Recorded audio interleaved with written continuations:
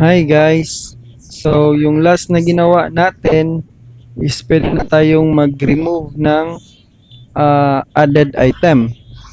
So, demonstrate ko yung last na ginawa natin. So, pag nag-press ako ng 1, 2, at saka 3, so, ang mangyayari, pwede ko ding i-remove sila.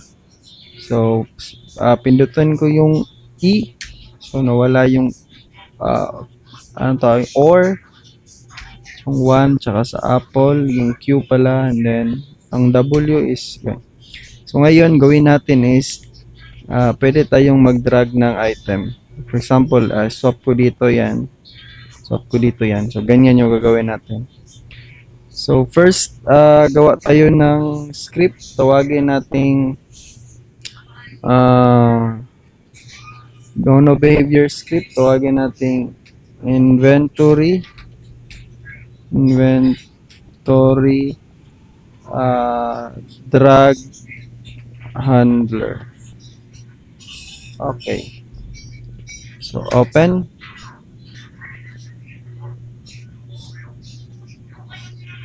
So, yung gawin natin is remove natin yan. So, start code na natin. Yung inventory drag handler, gawin nating instance yan or singleton pattern kasi tatawagin yan ng mga slot UI. Public static inventory drag handler instance, and then void awake instance equals this. Yan. Then i-hide natin yung slot UI na selected natin, which is yung na-drag natin. Slot UI, the dragged slot. And then gawa tayo ng header. References. Tapos public image, then the drag icon, then public canvas, tapos canvas, and then the public inventory manager,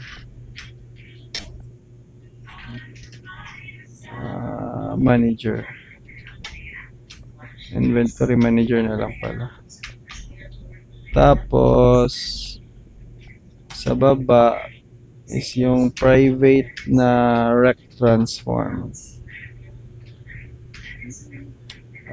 Tawagin nating drag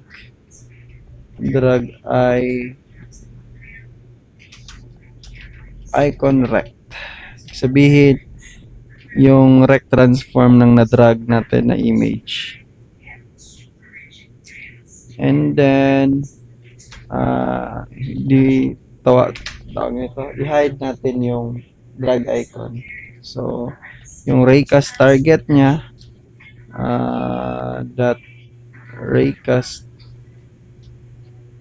wait lang, kailangan natin wag ito,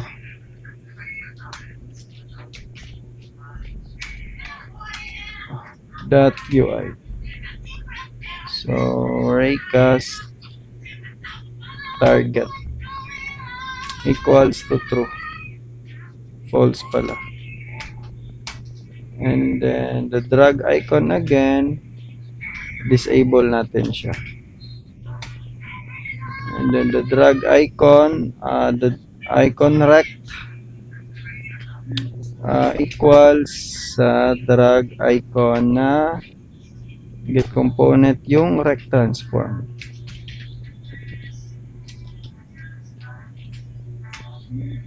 Diba? Tapos gawa tayo ng function public void begin drag, and then the slot UI kunin natin, and then if this slot that assigned item is not null,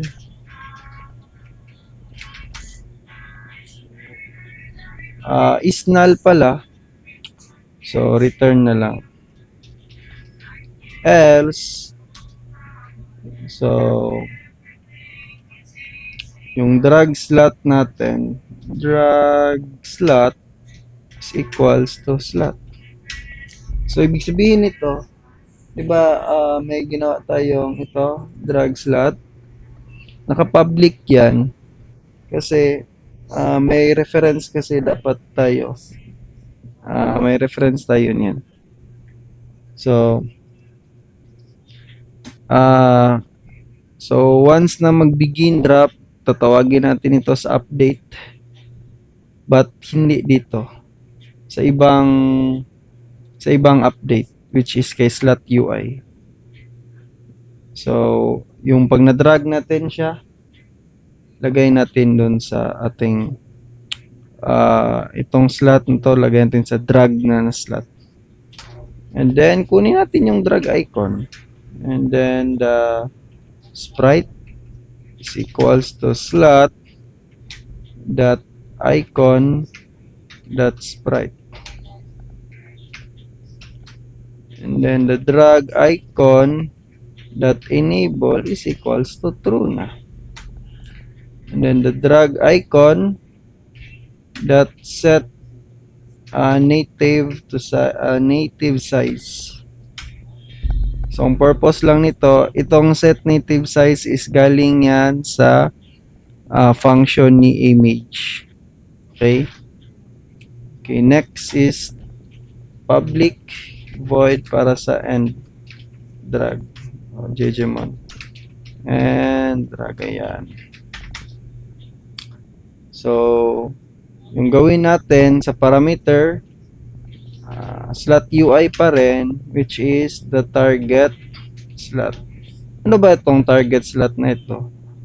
Yung target slot, yan yung kung saan natin isa-swap yung nakuha natin sa begin drop, sa begin drag.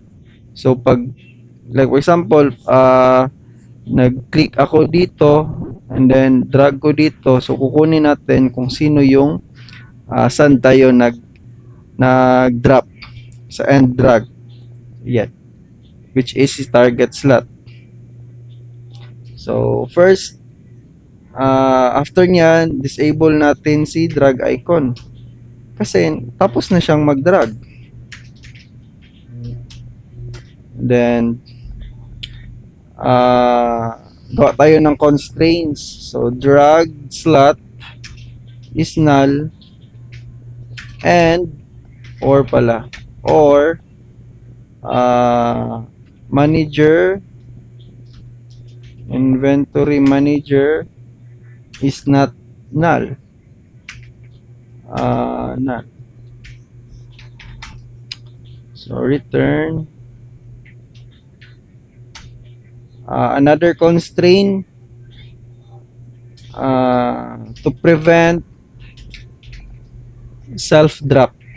So it means nag-drag ka niyan, tapos drag mo, ibalik mo din sa place niya. So mag-error yan, kaya gawa natin yan ng constraints to prevent so the target slot is null or the target slot is equals to our drag slot. So kung ganyan, then the drag slot equals to null, and then return.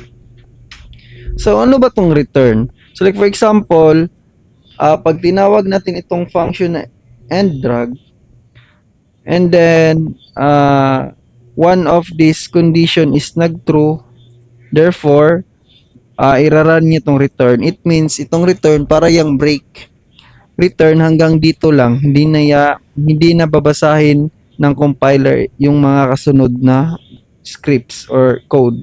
So, pag nag-true yan dito, papasok yan dito, hanggang dito lang yung i-read niya. And then, itong the rest code, like for example, ito, hindi niya i-read na yan.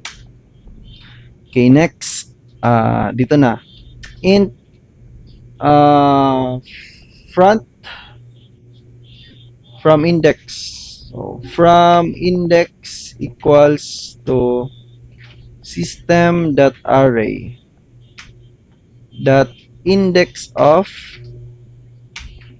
the inventory manager dot slot, then the drag slot,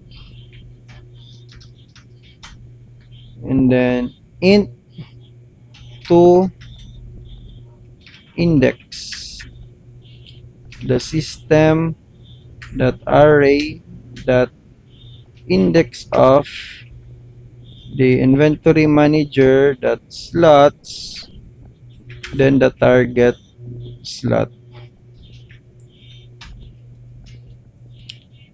And then, anong next natin gagawin? Gawa na naman tayo ng another constraints to check if may laman ba yung target slot natin. Kasi kung walang laman yan, mag-e-error yan.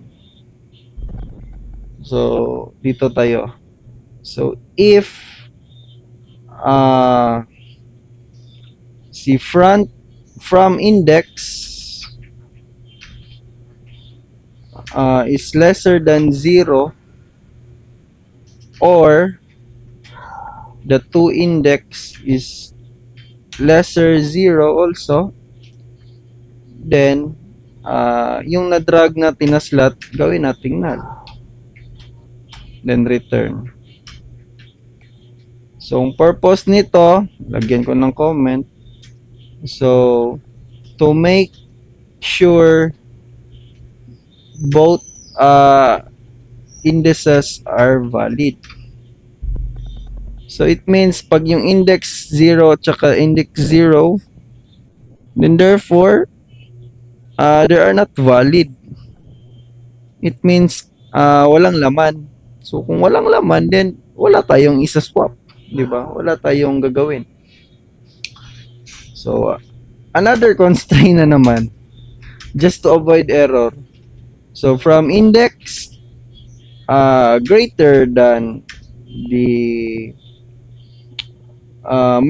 inventory manager, then the inventory slot that count, kunin natin. Or to index is greater or equal to inventory manager dot count, no, inventory slot dot count, and then ito null na naman natin, return. So, ang daming constraints. So, ito na. So, another constraints pero with variable siya. Kasi kukunin natin yung to prevent empty slots also. So, var from slot equals to inventory manager dot inventory slot, and then from index, and then var to slot is equals to inventory manager, then the inventory slot, and then lagyan natin yung to index. Okay. Last constraints. So, from slot, if hindi yan null, or hindi din null yung to slot, Oops.